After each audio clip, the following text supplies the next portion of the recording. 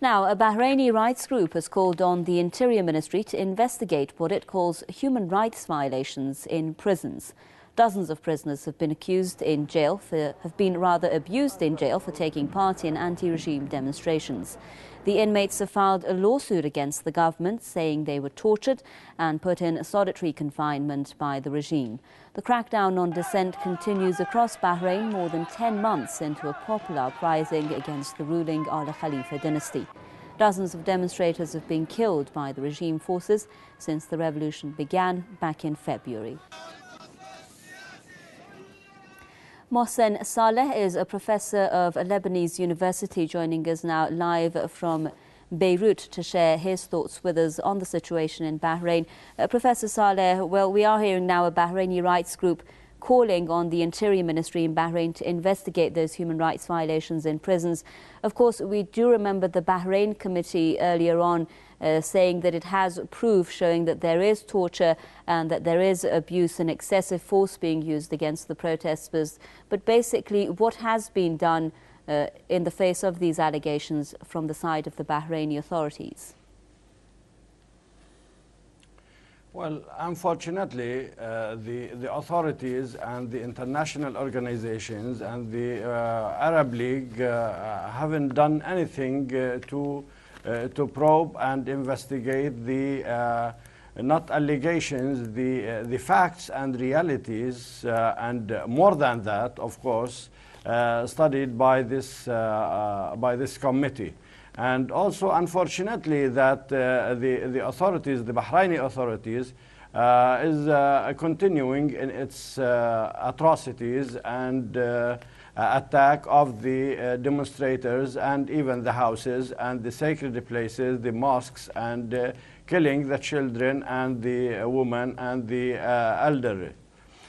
This really shed a light on how the mentality of this monarchy think about the situation in Bahrain at a time when the Arabs and some of the Gulf sheikhs go and help this regime.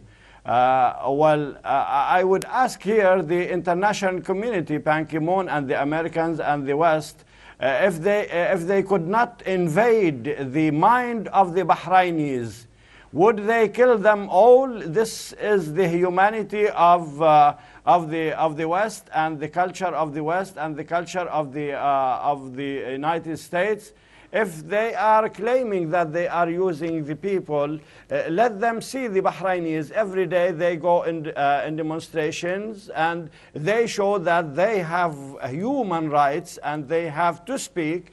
Let them help them. Or they want the Fifth Fleet to stay in Bahrain and also the what's so-called the Gulf Shield to stay in Bahrain and commit all these crimes against humanity in Bahrain.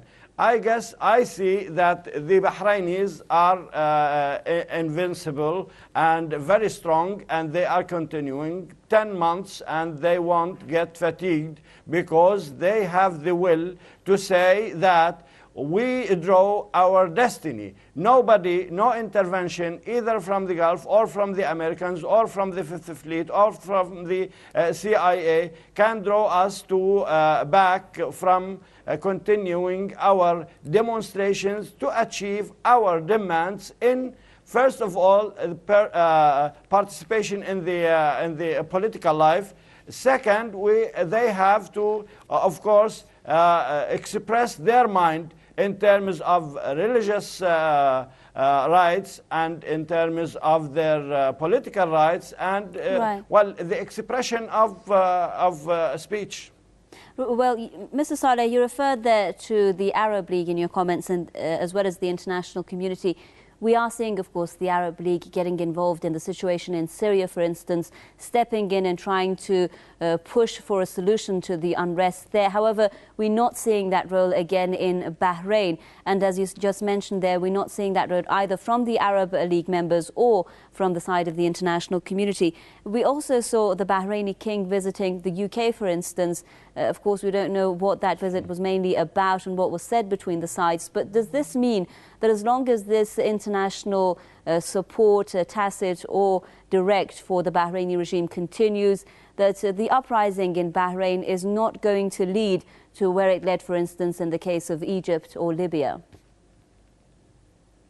Well, of course, that's a demonstration that this Arab League is an American league, is a Western league. It's not an Arab league. That's why they do such thing. They go to where the Americans want them to go. They don't go to places like Bahrain or like what's happening in Yemen in order to save the people from the atrocities of the regime.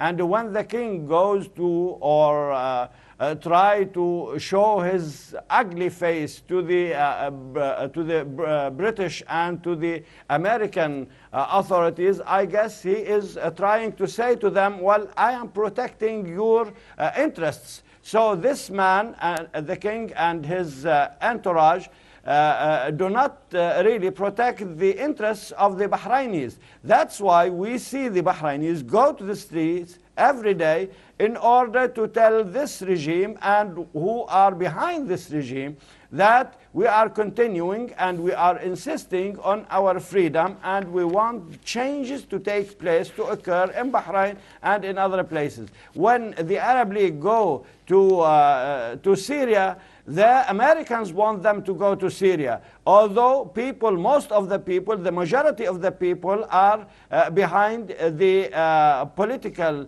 reformation from the president and the regime. At least there is something in political life in Syria. But in Bahrain and in Yemen and some of these sheikhs countries, there is nothing.